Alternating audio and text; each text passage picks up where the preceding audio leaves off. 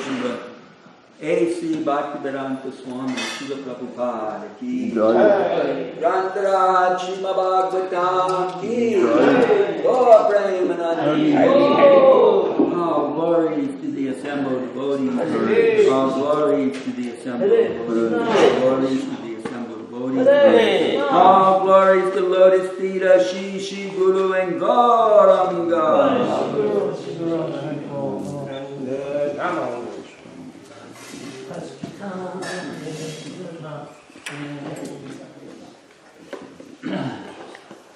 Om Namo Bhagavate Vasudevaya.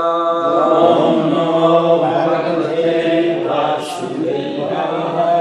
Om Namo Bhagavate Vasudevaya. Om Namo Bhagavate Vasudevaya. Om Namo Bhagavate Vasudevaya. Om Namo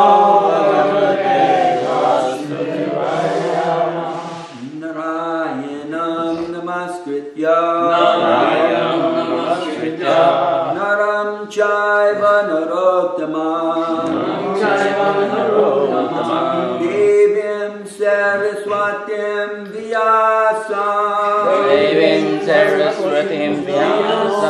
Tato Jayam Udiraye. Before reciting the Srimad Bhagavatam, which is our very means of conquest, we first offer respectful obeisances to the personality of Godhead, Lord Narayan. Unto Narayan Rishi, the supermost human being, Mother Saraswati, the goddess of learning, and Srila Vyasadeva, the author, by regular attendance in classes on the Bhagavad, and by rendering service to the pure devotee, all that is troublesome within the heart becomes destroyed to practically nil. And thus loving service unto the glorious Lord, who is praised with transcendental hymns, becomes established as an irrevocable or irrevocable fact. Srimad Bhagavatam, Canto 1, Chapter 17, Punishment and Reward of Kali. text number 29. Is it 29? Yes. Yes, Prabhu. Okay. Please repeat. Tan Tan Jigam Sam Jigam Abhipretya Abhipretya Tam Jigam Sam Abhipretya Jigam Abhipretya Vihaya Vihaya Nipa Lanchchanam Vihaya Nipa Lanchchanam Tat Pada Mulam Sirasa Tat Pada Mulam Sirasa Samaga Bhaya Vivalaha Samaga Bhaya Vivalaha Tam Jigam Sam Abhipretya Vihaya Nipa Lanchchanam Tat Pada Mulam Sirasa Samaga Bhaya Vivalaha Tam Jigam Sam Abhipretya Vihaya Nipa Lanchchanam Tat Pada Mulam Sirasa Samaga Bhaya Vivalaha Tam Jigam Sam Abhipretya Vihaya Nipa Lanchchanam Tat Pada Mulam Sirasa Samaga Bhaya Vivalaha Tam Jigam Sam Abhipretya Vihoya Nripalanchanam Tatpada Mulam Sirisa Samagad Voya Vivalaha Tam Jigam Sam Abhipretya Vihaya Nipalanchanam Tatpada Mulam Sirasa Samagat Bhaya Vivalaha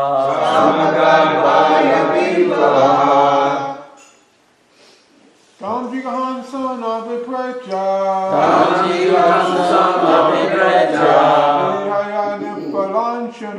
Vihaya Nipalanchanam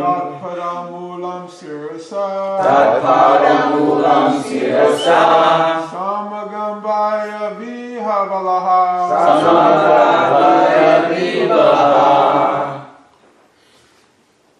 Tam Jigam Sam Abhipretya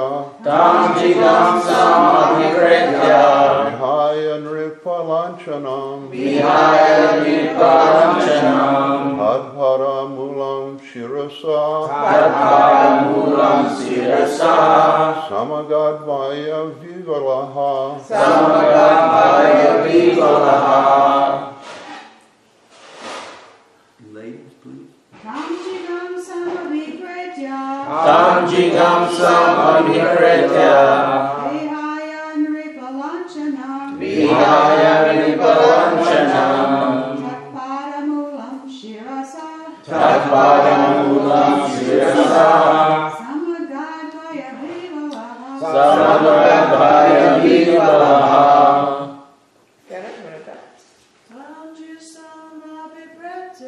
Tam Jigam Sam Abhipretya Vihaya Nipalanchanam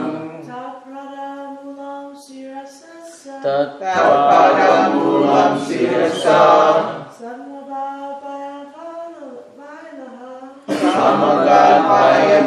Vibalaha. Yea. Tam jigam su abrikritya. Tam jigam sam abhipretya.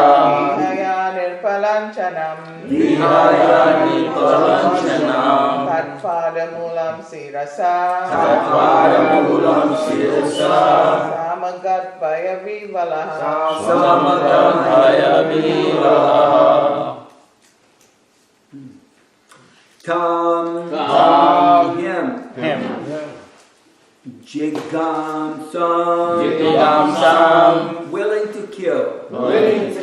Abhipretya. Knowing it well. Vihaya. Leaving aside. Nipalanchanam. The dress of a king. Tatpada. Mulam. At his feet. Sirasa. By the head. Samagat. Fully surrendered. Vaya. Vibalaha. Under pressure of fearfulness. When the personality of Kali understood that the king was willing to kill him, he at once abandoned the dress of a king, and under pressure of fear, completely surrendered to him, bowing his head. Please repeat.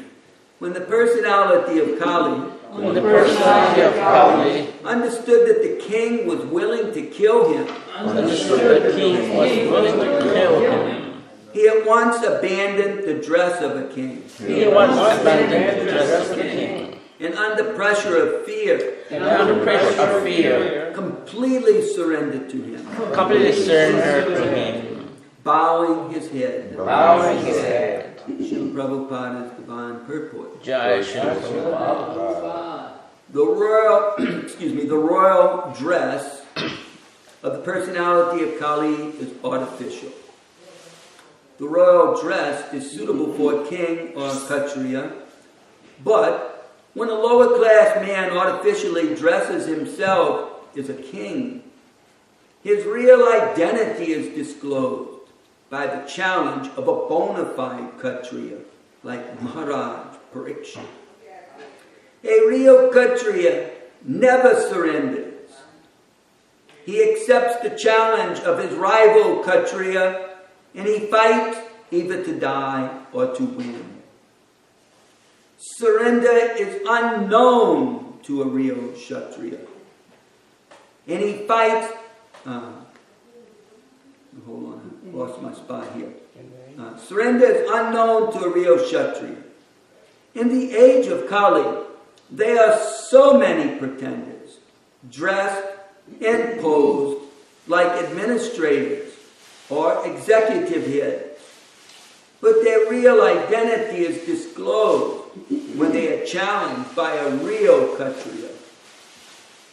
Therefore, when the artificially dressed personality of Kali saw that to fight Maharaj Parikshit was beyond his ability, he bowed his head like a subordinate and gave up his royal dress. Thus ends the Bhaktivedanta purport to the 29th sloka of the 17th chapter, Punishment Reward of Kali, first canto of the Srimad Bhagavatam.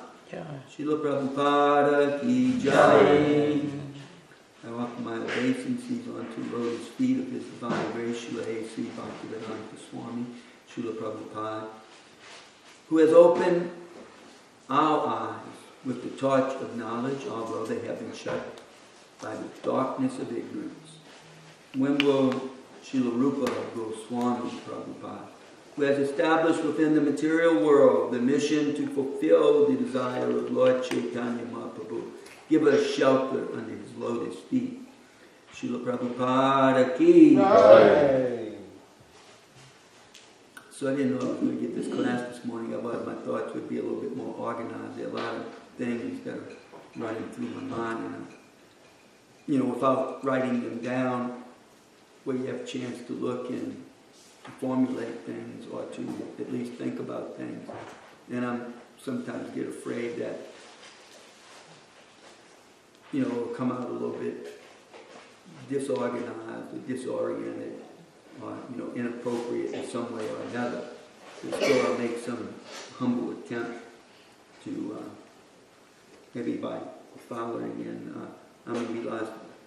his footsteps, I can just kind of go over the verse and purport and comment like that, It's always easy to do that. I have a question. He already left? No, Maharaj will be pulling off from here at 9 o'clock. With you? Anybody would like to see him. No, I can't do it because I have to go to that funeral. If he was going with me, I have a donation. Can I give it to you? Can I give it to him? Because I thought he was here. Yeah, you can go knock on his door. And No, I don't want to go there. He would Give it to appreciate you? it. You Yeah. give it to him. I had to rely upon Srimad Chitraketu, a.k.a. Dandavat Das, to take him, because I couldn't find anyone else. And the good thing about Dandavat is he's a safe driver and he knows the city and he knows the airport, and I'm guaranteed that at least the passenger will get there safe and sound. That's good. So, anyhow,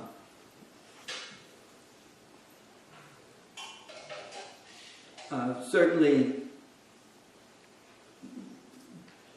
in this Kali Yuga, there are so many false pretenders throughout the occupational jobs that we human beings hold. Vedic civilization was greatly disseminated, but because of the strength, the inner core of Krishna consciousness, somehow it managed to maintain, despite 800 years of constant warfare, not always between Vedic Kshatriyas, but constantly between Muslim sultans, since they gained control of India, beginning with Afghanistan and working its way down. So from, I think, Hastinapur, Delhi being sacked in like 1000 AD, and from then on a Muslim sultan sat on the throne, maybe a Hindu here and there.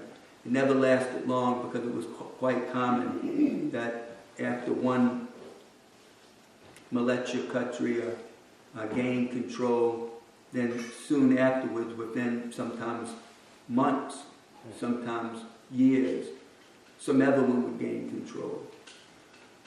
Practically speaking, there were times that before the late 1500s or mid 1500s, that there would be some sultan that, or his dynasty would sit on the throne for some time.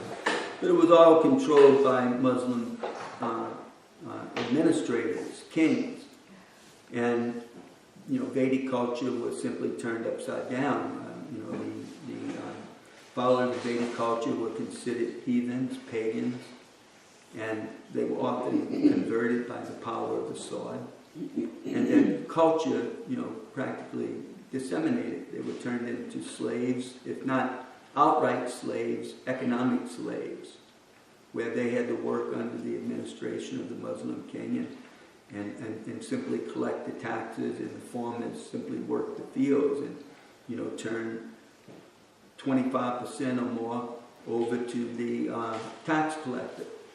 And that, of course, was brought to the king.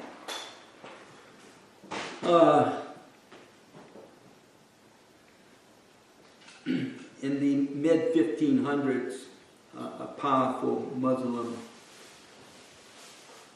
warrior figure by the name, whose name everybody will probably recognize, Akbar, whose father had a name almost close to Hanuman's, but I can't remember exactly how his was pronounced. He gained control of the throne at only 13 years old. And he sat on it for 50 years. And after him, for another 150 years, his descendants sat on the throne without it being taken over by anyone else until the British dismantled the Mughal Empire. So the point of this is that, there are two cultures. the Malecha culture and the Vedic culture. And the Vedic culture was practically, disseminated before the British even arrived. But, in an ordinary Kali Yuga, you could expect that, we through the eyes of history, can see that Vedic culture was being wiped off the surface of the earth. Their temples dismantled, their culture erased. Everything about them simply not only turned upside down, but disgraced and rubbed into the ground until it was gone. So, by God's mercy, Lord Chaitanya Mahaprabhu incarnated. Right in the midst of this, Lord Chaitanya having appeared, what was the date? 1496, 1492, I believe. And now, according to the solar calendar, 1492. And he left, 48 years later? Is that what it was? 48 years later. So 18 years before 1500. So about 1536, something like that. Akbar still was not on the throne. So there was a lot of fighting going on amongst these Muslim sultans. And there were few Hindu empires that would be soon dismantled after Lord Chaitanya left the planet. One being in Orissa, where Maharaj Pataparudra ruled during Lord Chaitanya's time. Another one, the big, something like Vijay something empire in the south, which was ultimately defeated. And so the Muslims gained dominance all over before the British arrived. And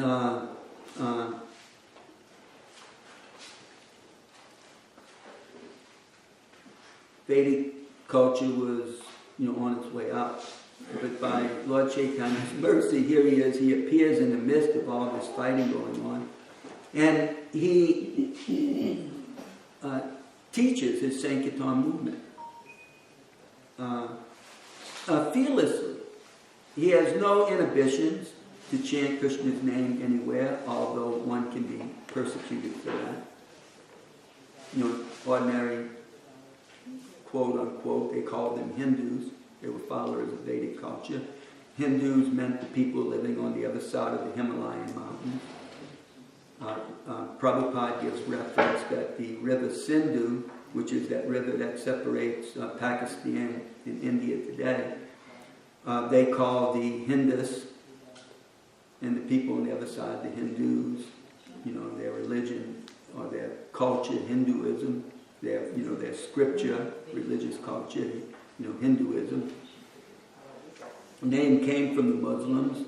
We can understand that they never spoke it with a lot of respect. Just like in America, we used the Spanish word for black, negro, negro, or, the N-word, the infamous N-word, and it was never spoken with much respect. Till today, it's considered not only inappropriate, but, offensive, highly offensive.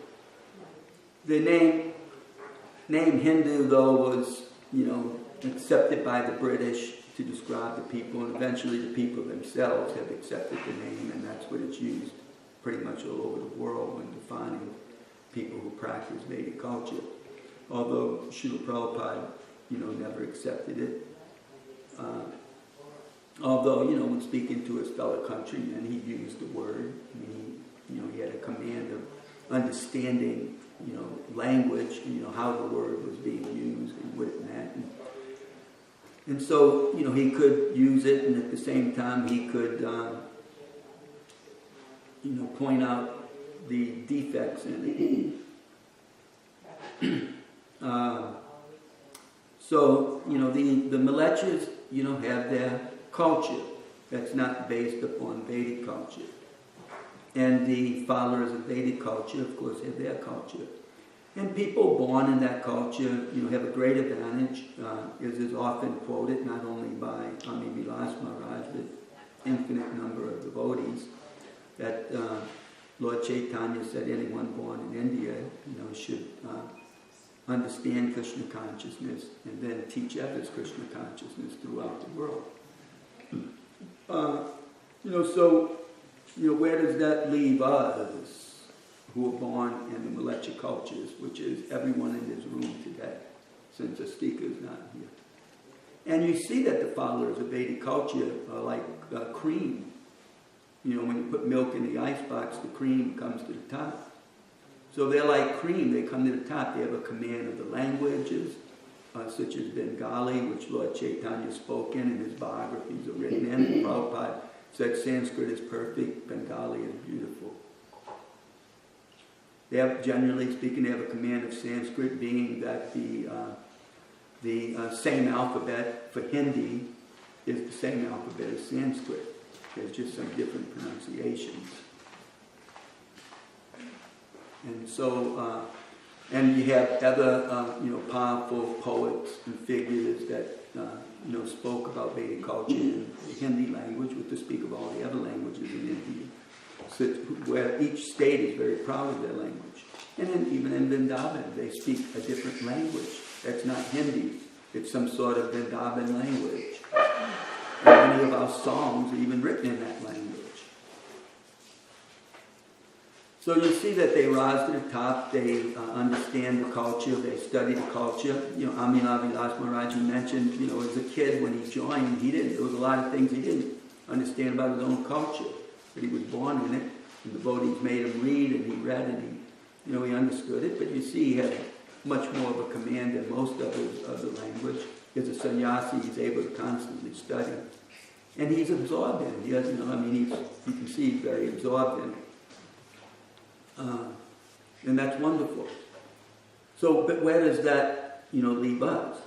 Well, we can see that by the grace of the Lord, he didn't only come here to revive Vedic culture for those people born in what is left of Bharatavash, that was the subcontinent of India, is always the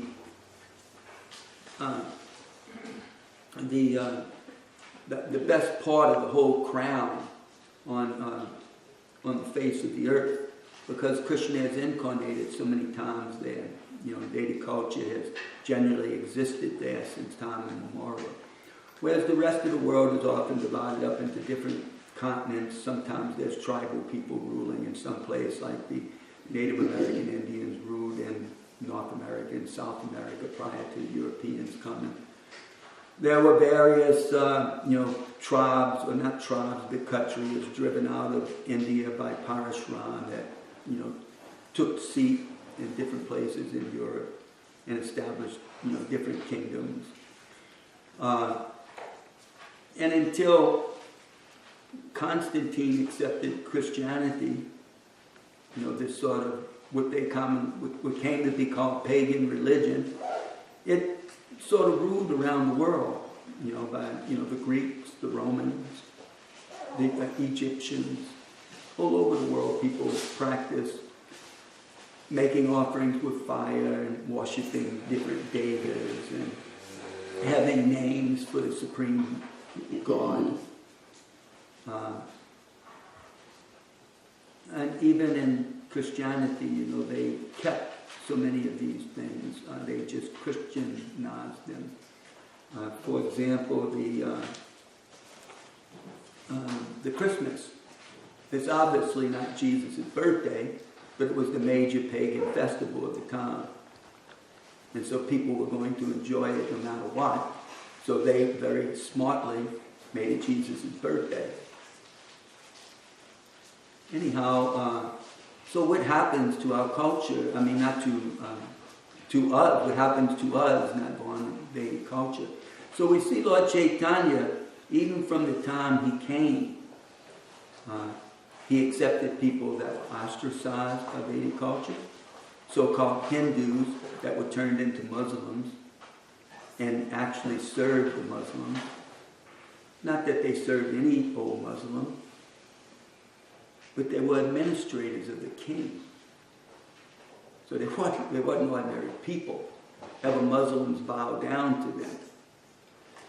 Because after all, most Muslims were converts at one point or another. So Lord Chaitanya accepted them.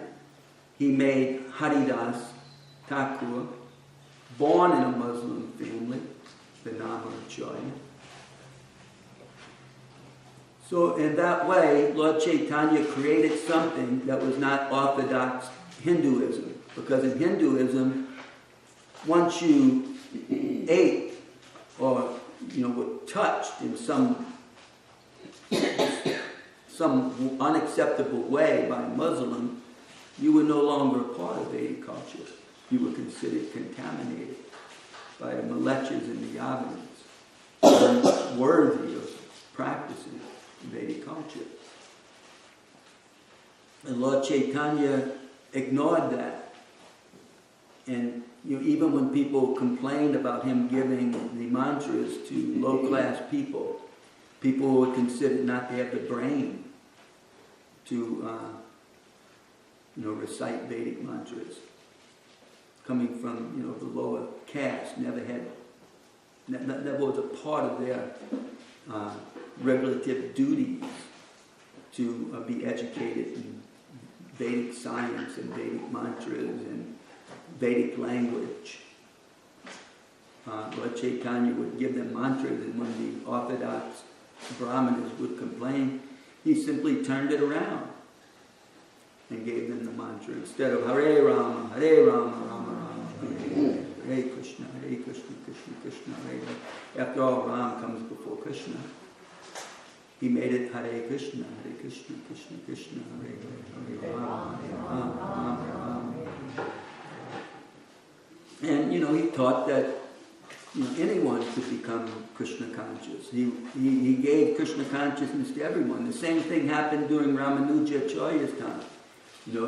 The Brahmanas did not disseminate mantras to lower class people.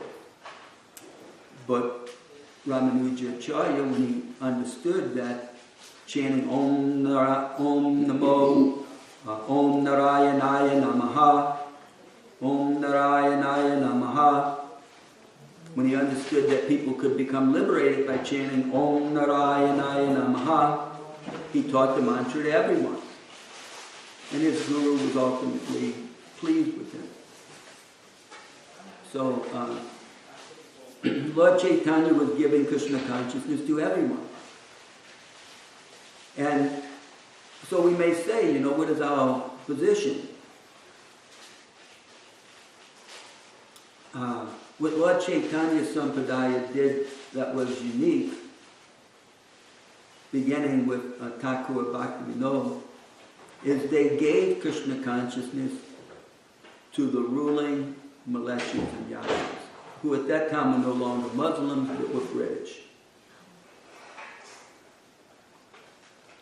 And British made alliances with all these Mughal, or not just Mughal, but Muslim kings and various, what do they call them? Not siphons, but fertile, that word that they use for describing kings, different principalities. They use it in, amongst the European kings, and they also use it amongst the kings that ruled in India, different principalities of land. It's a word that begins with an F. Fiefdoms or something like that. Yeah, they some of them were ruled by Hindus, Maharajas. They all would have their separate armies, and they all collected their separate taxes, but they would pay something to the ruling emperors, which eventually became the British. So Bhaktivinoda began teaching Krishna consciousness in English. It passed down to his son, of course, who created an organization with the ultimate goal of taking Krishna consciousness outside of India to the European nations. And eventually that was successfully done by Bhaktivedanta Swami, who the vast majority, 90% or more, of his disciples were Europeans. Few Africans, few Muslims, Near Eastern people, and a few Indians. So what Prabhupada taught and what Lord Chaitanya taught is that if one accepted the dust of the lotus feet of a bona fide spiritual master coming in line of disciplic succession, then one could become himself a pure devotee. So that means no longer being a Malecha or Yavana. No longer do we eat food that Malechas and Yavanas eat. No longer do we dance like Malechas and Yavanas, or sing, love songs. We sing love songs to Krishna. They also have a religious culture, so I don't want to speak badly about that. But,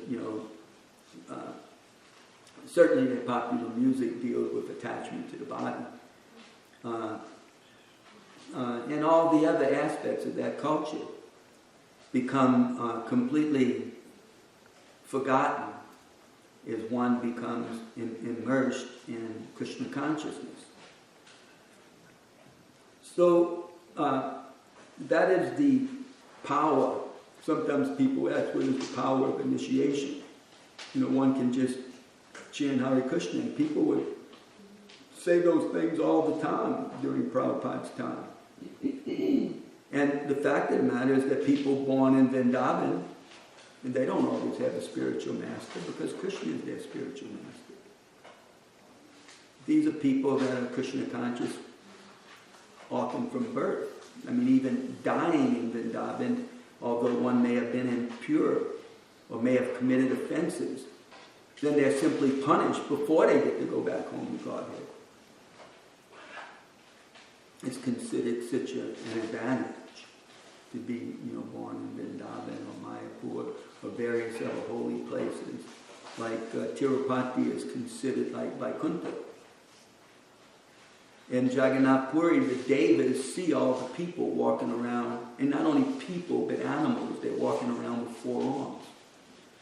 That's how the Devas see them. So,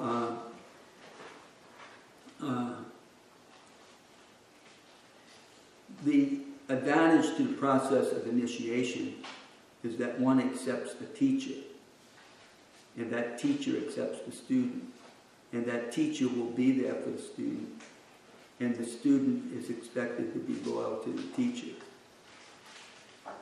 Who else is going to save one at the time of death? Certainly Krishna.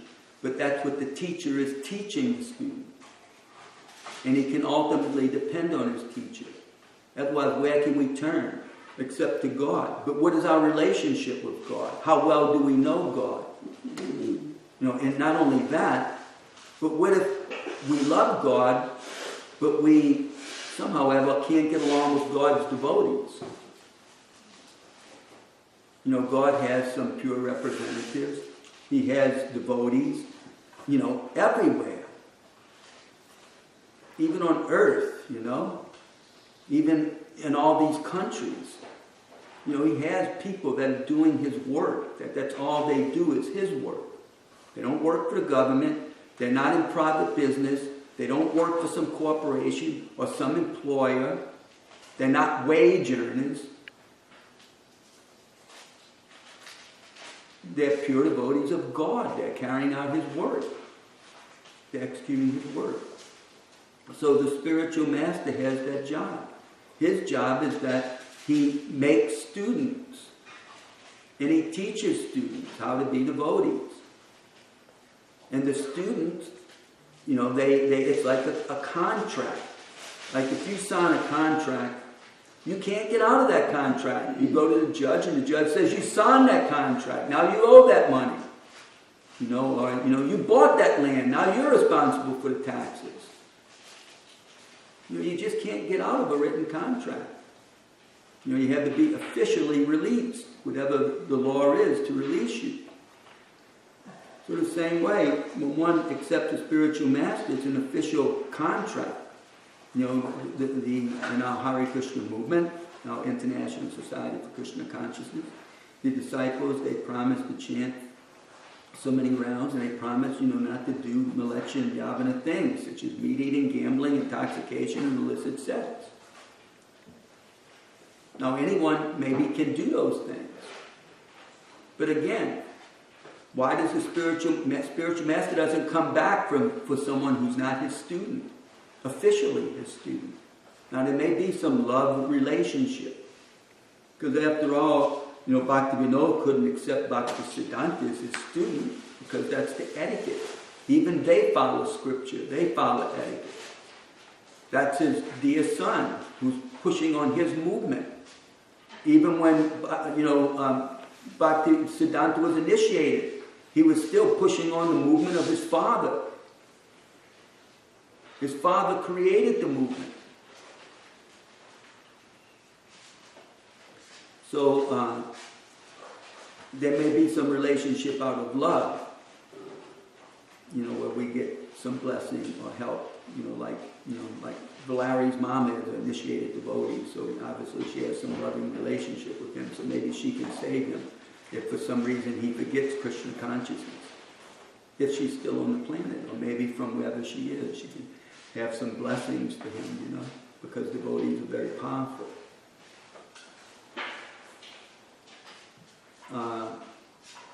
So this, the spiritual master, can save his student, just like Bilavamangal Thakur.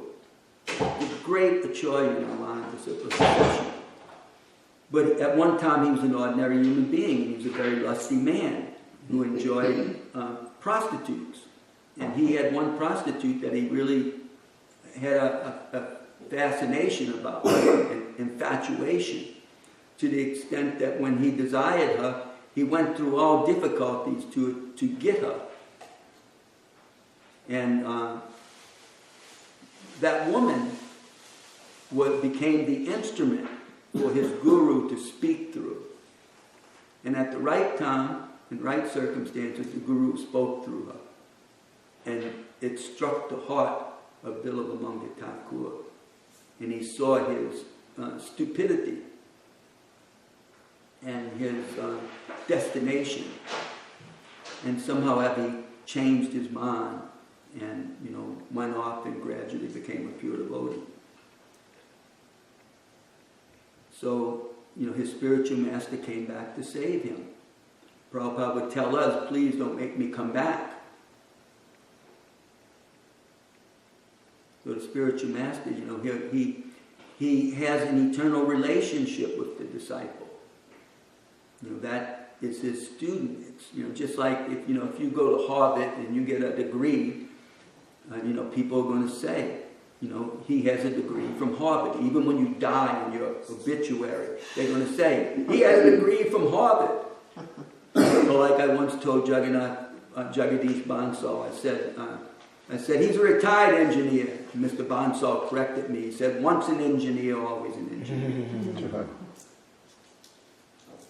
He's not a retired engineer, he is an engineer.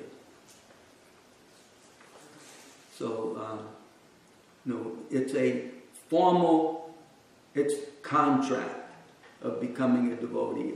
If one shouldn't take the vow if they have no determination to follow it.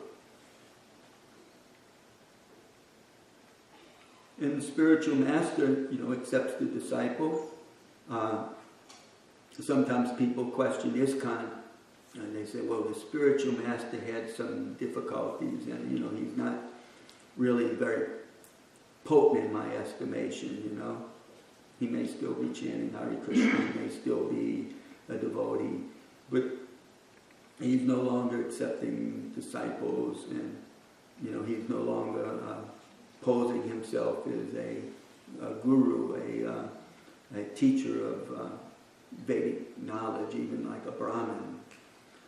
But as Hridayananda Maharaj said, in ISKCON, the guru comes with a guarantee that, Srila Prabhupada is always there, and his society is always there. And that means all of Prabhupada's disciples and their disciples. And so consequently, there's always a guru who is representing our disciplic succession. And nor is according to scriptures, there's always a need for, reinitiation. If it serves one well, fine. Otherwise, one has the connection, through the sacrificial fire and through Prabhupada's disciples, giving them that connection with the disciplic succession. And so consequently, they have a relationship with Srila Prabhupada's International Society for Krishna Consciousness, which includes all of his disciples and all of their disciples, and Srila Prabhupada himself. And so consequently, they also have a relationship with Bhakti Siddhanta Maharaj, Srila Gaura Das Babaji, Srila Bhakti Vinod Thakur, on back to Krishna. Krishna is there. So, therefore, we can understand that by the power of Guru and Gauranga, that even the most fallen can become devotees. And they can also speak and disseminate Vedic culture. They can also develop love for Krishna. They can also love the Bhagavatam, like Lord Chaitanya Mahaprabhu. They can love chanting the Bhagavatam. It may be different, like a lot of times you hear Amila Vilas Maharaj, he'll chant something in the same tune as Prabhupada. And he even sounds a little bit like him. But devotees can learn to chant the mantras in a sweet way and take absolute pleasure in it. The mantras of Bhagavad Gita. I mean, my friend Ranganath Prabhu, some of us know Ranganath, before Prabhupada left the planet, I believe, or maybe a couple of years afterwards, he had already memorized every sloka of the Bhagavad Gita and could chant it. And to hear his class was like, hearing Krishna himself. It was always so sweet and enthusiastic, and it was all just Bhagavad Gita. Sloka after sloka after sloka. He was so immersed in it. That's Krishna's words. That's his song. He knew Krishna's song, and he could recite Krishna's song. All 700 verses of that song. Very sweetly for people to hear. So, the culture is not limited to, just people born in what we call Bharatavarsha or India. It's now been given all over the world because that is Lord Chaitanya's power in his movement.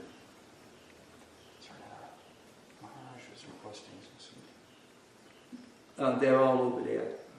Yeah, get him the dates too. He can take the dates with him and try to make him up a package, to take with him.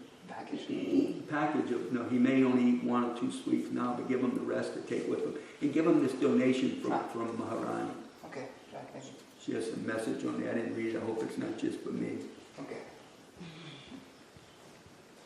You can read it and see if it's appropriate for him, Yeah, it's directed to him. Okay, it's directed to him. Okay. So, therefore, we, like we see in this room, there's no one from India. And if you go to Italy, there'll be Italians. In Canada, there's Canadians. In Mexico, there's Mexicans. In Russia, there's Russians. All over the world, it's like that. Even in Iran, there's Iranians. That's sweet. Who are all becoming Krishna conscious. The advantage of Krishna consciousness is that we have a direct knowledge of the personality of Godhead. In other religious scriptures in the world, it's very vague. One has to depend on some mystical experience. Otherwise, the Holy Ghost and God, we may know some names that describe them, but there's no, practically speaking, except in some very esoteric books, descriptions of him. Somebody pointed out one time something about, in some old Jewish literature, some description of God riding on an eagle or something like that. But, these things are really, even a lot of times it's considered that one's a heretic to even talk about the personal form of God like that, depending on, whether one's highly impersonal or maybe one's very personal in that particular culture. And and in Islam, it is a heresy to think of God with a form. I mean, they will not even draw a picture of a human being with to speak of a picture of God. That's why they're called iconoclasts. That iconoclast means people who destroy murtis or statues of God. Maybe go. Sorry. But is it just the Tulsi leaves? And No, there's supposed to be burfi up there, unless my wife stole it. Maybe it's in your bag, your side bag. You can look, but I put it down there. I think Maharani stole it. If you can catch it before she leaves, you can ask her for it. She must have went over there and stole it, or somebody else stole it. I had it sitting there. What you can do is just go in the pujari room and take a couple of pieces of boga and just offer it to Guru and Gurunga, like that, and give it to him. Somebody took the burfi. Maybe it fell on the floor. You can check it, I mean, I was in here the whole time. I didn't notice anybody go over there, but maybe when we were chanting songs, I thought Maharani went over that way, and she may have seen it and took it to give to some people,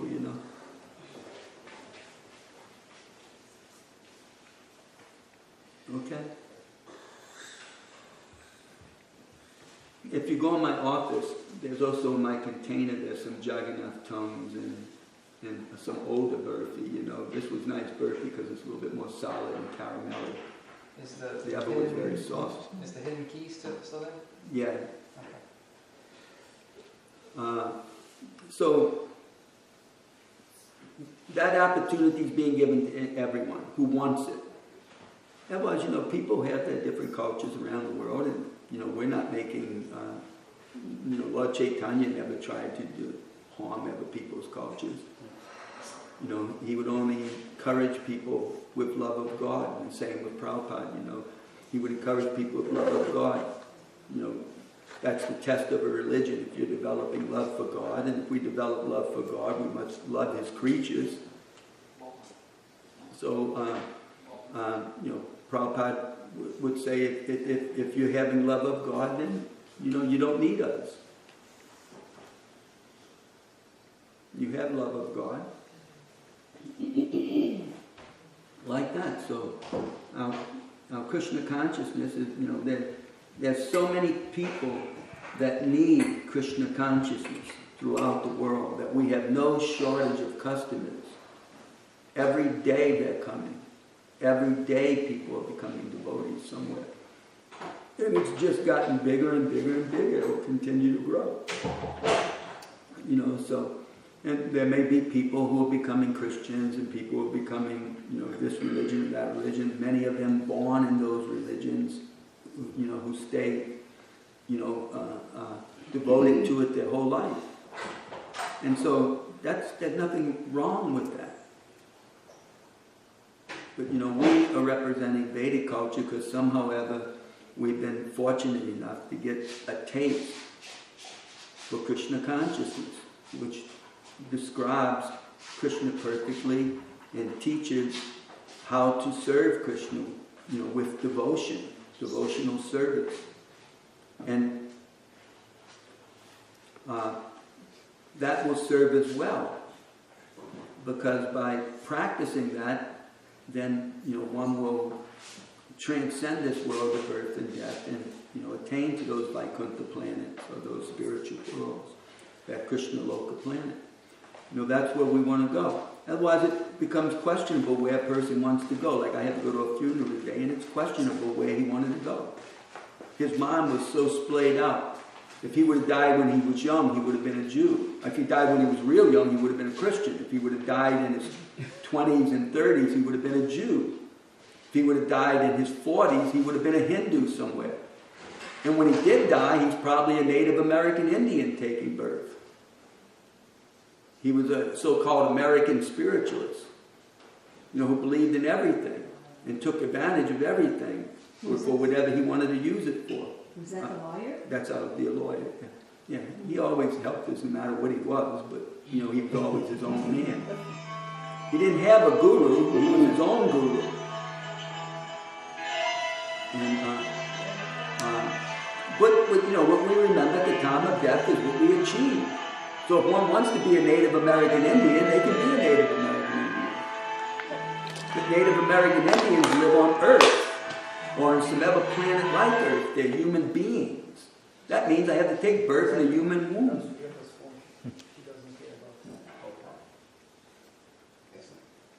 So, by hearing the Vedic knowledge, we understand that we don't have to suffer like human beings. Every human suffers. It's the nature of being a human being. You suffer in the womb, you suffer when you come out of the womb, you work hard your whole life, you get sick, you grow old, you die. Life of a human being. So, to just take birth in these human cultures, there's something beyond that. That's why Christians want to go to heaven. That's why Muslims want to go to heaven. People, want something better in life.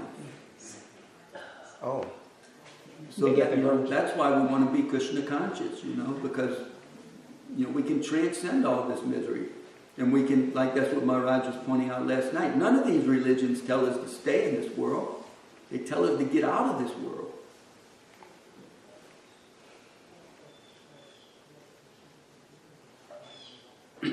So, if we're going to see Maharaj, Are you going to have time for we're questions gonna this stop morning, now. or are you going to have questions? Or? Just a little bit, because I want to go see Maharaj. So for 5 minutes, it's all right, Well, you talk about Vedic culture, like there was a time when it was trying to be wiped off the planet. What I'm thinking is that in these material bodies, we have responsibilities. I mean, what's the sense of worshiping if spiritually we're not going to make that mark? We're not there yet on our spiritual planet that we want to go to. We're here on Earth. And just in my opinion, we have to assume the responsibility of these bodies. And if there are times when we have to fight, we have to. That's why there's, material culture and spiritual culture, even under the control of Vedic culture. So in Vedic culture, there's not just, the spiritual worlds, or there's not just the sannyasis, or the people who live in transcendence. There's also the material world. But everyone, has an authority, even in the ordinary world. There's so many authorities. So in Vedic culture, the Brahmins are the spiritual masters. So all the warriors, all the business people and farmers and all the helpers, all the workers, they all respect the Brahmins as their spiritual masters. They are the spiritual gods of society. So it's not expected that any person, has to take up that role. There's 4 different types of people.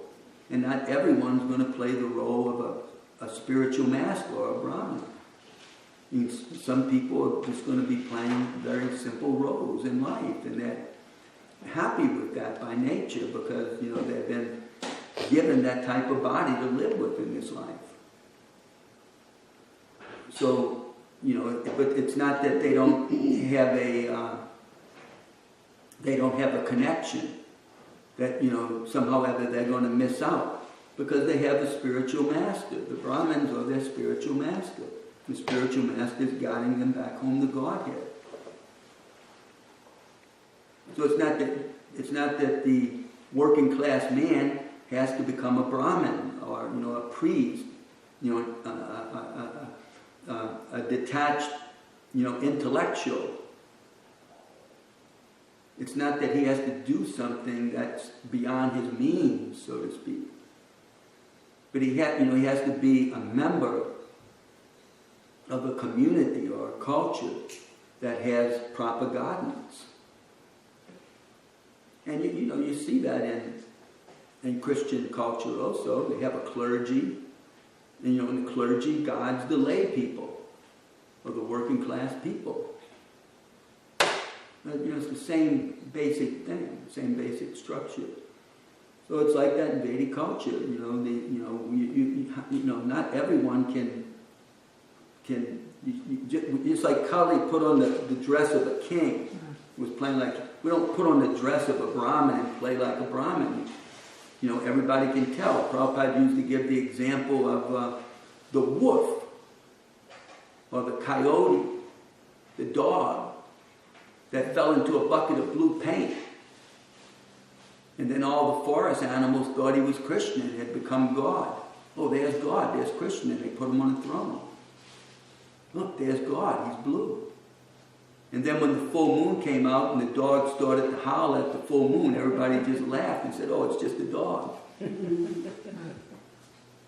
So we can't imitate these things. So what do? You need a spiritual master. So in Vedic culture, our spiritual master are the Brahmanas. The Brahmanas teach us, they show us, they do rituals for us, they recite the Bhagavatam for us, we all hear from them. And that way we all go back home, back to Godhead. Everybody has their value in society. So this is the value of the Brahmin. Nowadays people, they don't understand the value of these people. They think that religion is just, they think it's the opiate of the people. That somehow ever they're convincing people to go into church and pray, and God is going to take them back home and give some money to the church so it can, survive and do its work. Many people think like that. But, it's not a fact. These people have the greatest value in society because they're leading us back to the spiritual world. But it's not that the rest of us don't have anything to do. It's like last night when we were leaving, I was complimenting Maharaj for being absorbed, as a sannyasi in Srila Prabhupada's books. And I was mentioning that sometimes, with administrative duties, we just don't get to do that. And Jesse was standing there, and I was saying, those of us who are stuck having to be administrators and farmers, we don't always get to do that because you got too much other work to do. You can't ignore it. Just like when Rupa Goswami, when he was the Nawab's minister, and he wasn't showing up at the office, and he was home listening to the Brahmanas recite Srimad Bhagavatam, the Nawab became very upset with him and put him in jail. Why aren't you doing your duties? Well, the point I was trying to make, just a quick point, I believe one of the many reasons why Prabhupada came to the West was because of the problems in India, and he wanted to establish the way he saw ISKCON. Like there was one incident in New Vrindavan where the local rednecks were harassing them, and Prabhupada finally said, you have a right to defend yourself. They did, and the problem ended. Mm-hmm. There was an incident where they chased them down the road. They all just get up and they just were scared. And they never came back. They respected them. There was a respect that was made that these people are not just pushovers. And sometimes you have to do that with people because that's their personality. That's their level of consciousness. And we don't want to do that, but when push comes to shove, you have to make a point. And sometimes you wonder how people change. Well, it's a terrible thing to say, but maybe sometimes that's what happens with those type of people. Yeah. Prabhupada was giving Krishna consciousness everywhere, all over the world. So, according to time, place, and circumstances, we all had to play a role,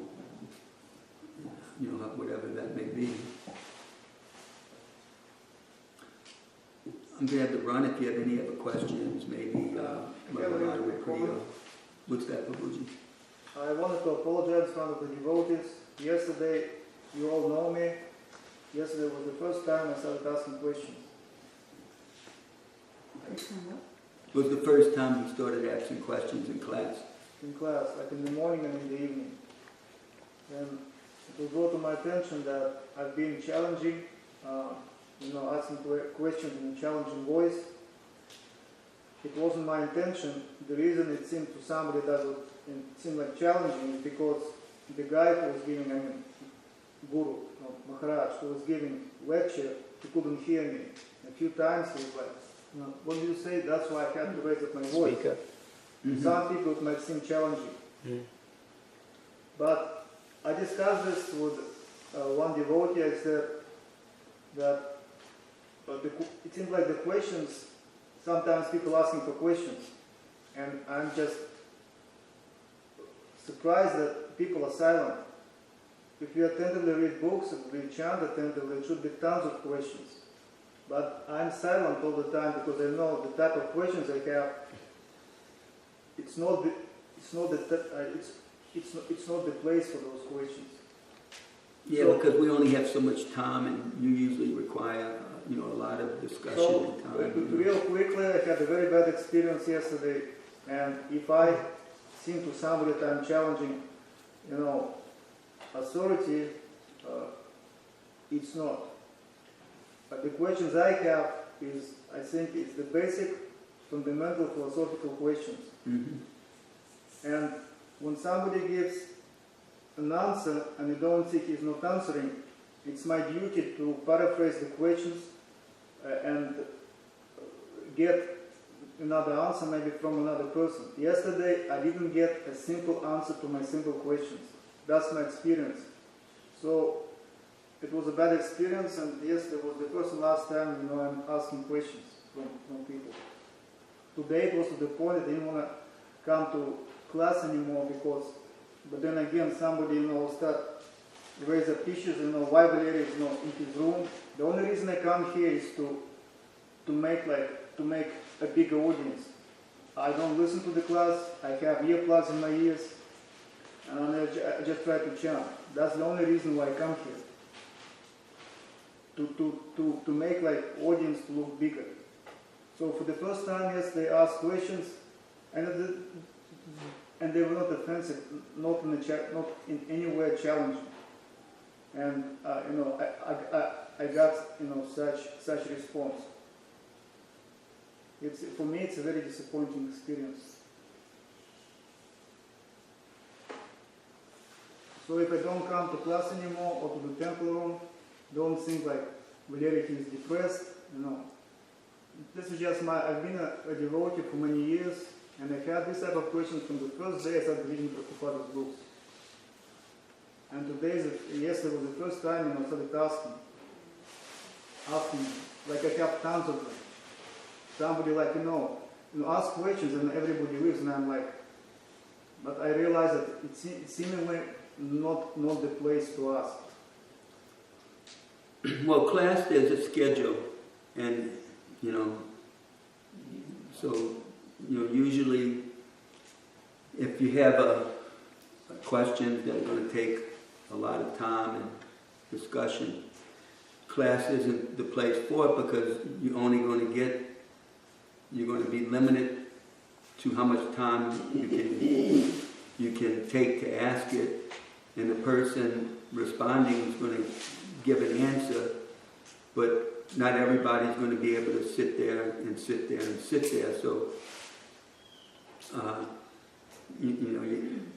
I would just suggest that, if you're lucky, you'll find somebody you can ask your questions to where you're satisfied with the answers. Otherwise,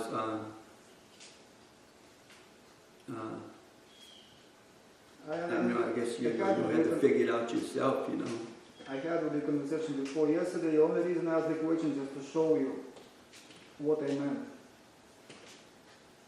And yesterday it was a good example.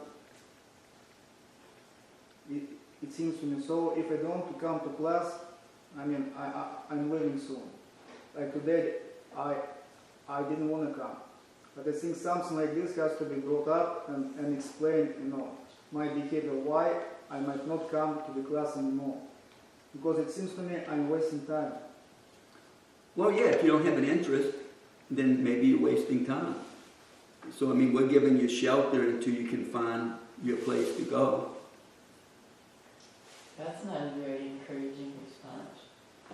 Well, that's the best I can do, and you may not be encouraged by it, but that's the way I see it. We're giving Valari shelter, and if he can't appreciate that, I think he can. Valari, I have a relationship with him, and he's been able to ask me questions.